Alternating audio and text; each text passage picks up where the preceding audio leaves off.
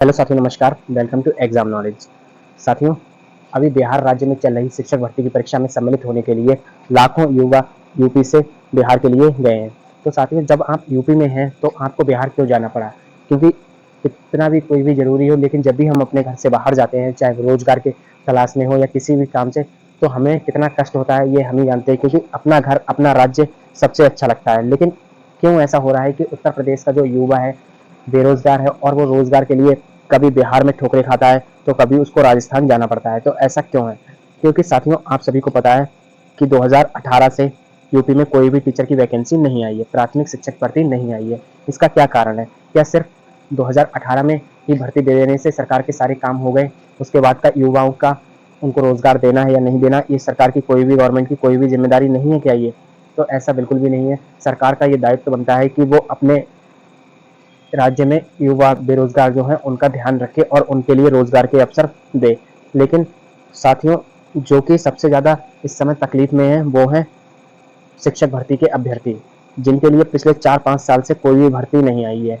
कितने उनके घरों में परेशानी है, कोई कैसे भी अपना जीवन यापन कर रहा है। किसी ने बड़ी मेहनत से बीटीसी बीएड किया कि अब हम शिक्षक बन जाएंगे उत्तर प्रदेश में। क्योंकि आप देखेंगे पहले हर साल या हर 2 साल में एक आपको टीचर वैकेंसी देखने को मिल जाती है, लेकिन अभी 2018 से कोई भी वैकेंसी नहीं आई है। और जो बेरोजगार युवा हैं साथियों, जो अच्छे घर से हैं उनके लिए तो कोई तकलीफ नहीं है कि चलिए, रोजगार की जरूरत तो हर एक को, चाहे वो अच्छे घर से हो या बेकार घर से हो, लेकिन फिर भी उन लोगों का काम चल रहा है जिनके घर वाले सही हैं। बट जिनके घर जिन जो घर से ठीक नहीं है, उन युवाओं पर क्या गुजर रही है? तो इसका दोष किसको दिया जाए?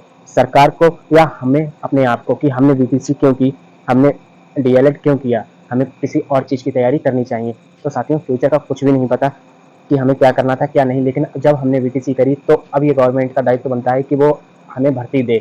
हम पेपर निकाल पाए या ना निकाल पाए, ये हमारी योग्यता है, लेकिन हमें मौका ही ना मिले तो ये बहुत ही खराब बात है। लेकिन अभी आप सभी जब बिहार में परीक्षा देने गए हैं तो बहुत सारी वीडियोज आ रही हैं जिनके माध्यम से पता चल रहा है कि वहाँ पर युवाओं को कितनी ज़्यादा तकलीफ हुई है। तो आप भी वो वीडियो देखिए कि वहाँ पर आप लोगों को, और जो नहीं गए वो लोग देखें कि बाहर जाने पर उन्हें कितनी तकलीफ हुई है।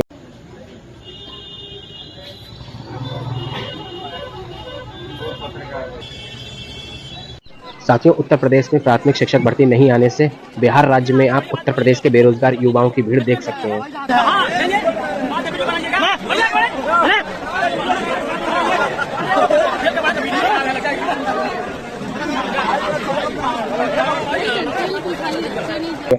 अब बात करते हैं साथियों, उत्तर प्रदेश में युवाओं का शोषण क्यों? जब बात आती है वोट की, तो हम लोगों ने सबसे पहले बीजेपी की गवर्नमेंट बनाई 2017 में। बीजेपी की गवर्नमेंट बनाई तो वो पहली बार बनी थी गवर्नमेंट, नहीं पता था कि ये कैसा वर्क करेगी। उसके बाद में उसने 2 भर्तियां दी, जो कि हाई कोर्ट ने जो शिक्षा मित्रों का समायोजन रद्द किया था, उसके बाद में उसने 2 लगातार भर्तियां दी। एक 68,500 की भर्ती दी और साथियों एक थी 69,000 की भर्ती। इसके बाद में युवाओं को लगा कि उनको भी रोजगार मिलेगा। फिर इसके बाद बात आती है 2017 का जो बैच है, जिसने 2017 में बीटीसी में एडमिशन लिया, सबसे ज़्यादा बेकार और तकलीफ में यही बैच है। क्योंकि जो अन्याय 2017 बैच वालों के साथ हुआ वो किसी के साथ भी नहीं हुआ। और इनका दर्द क्या है ये बातों में बयान नहीं किया जा सकता, क्योंकि इन्हें अभी तक एक भी मौका नहीं मिला है उत्तर प्रदेश में शिक्षक बनने के लिए। जब ये लोग बिहार जाते हैं तो फिर ये क्या कहते हैं, देखिए। फिर जो यूपी का बेरोजगार युवा है वो बताता है कि यूपी में रोजगार न आने की वजह से उसे बिहार में भटकना पड़ रहा है और उसे कितनी परेशानी हो रही है। वहीं जब उनसे पूछा जाता है कि कौन सा मुख्यमंत्री बेहतर है, कौन सी सरकार बेहतर है, तब देखिए क्या, तो यूपी का जो बेरोजगार युवा है वो कहता है कि योगी आदित्यनाथ से बेहतर मुख्यमंत्री है नीतीश कुमार, जो कि बिहार के मुख्यमंत्री हैं। बीपीएससी की परीक्षा देने पहुंचे यूपी के छात्रों ने मुख्यमंत्री नीतीश कुमार को यूपी के सीएम योगी से बेहतर बताया।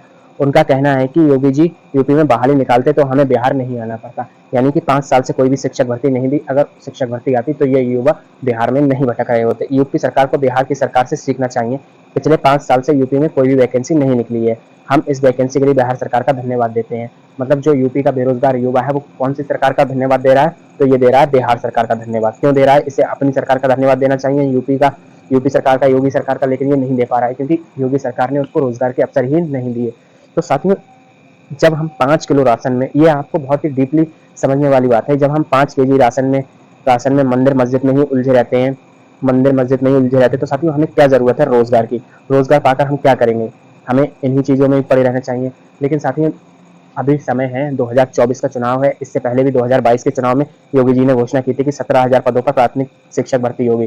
फिर आते हैं उनके जो शिक्षा मंत्री हैं, वो कहते हैं कि नहीं जी कोई भर्ती नहीं होगी क्योंकि अनुपात समानुपात बराबर है। ये पता नहीं कौन से गणित सीख कर आए, चाहे इनके ये नए वाले हों या इससे पहले पुराने वाले हों, ये दोनों ही एक जैसे हैं। इसमें जो भविष्य खराब हो रहा है वो है उत्तर प्रदेश के युवाओं का। साथियों अभी समय है, 2024 का इलेक्शन है, सभी को एकजुट होना पड़ेगा और एक बड़ा आंदोलन करना पड़ेगा, जैसा कि आंदोलन किया था बिहार वालों ने। बिहार वालों ने आंदोलन किया तभी जाकर के उनको शिक्षक भर्ती मिली। अब हमें भी एक आंदोलन करना पड़ेगा जिसमें सभी को अधिक से अधिक संख्या बल में पहुंचना पड़ेगा, तब जाकर के हमें एक शिक्षक भर्ती उत्तर प्रदेश में देखने को मिलेगी। वरना आप समझिए बिना संघर्ष के ये बिल्कुल भी भर्ती नहीं देने वाले हैं।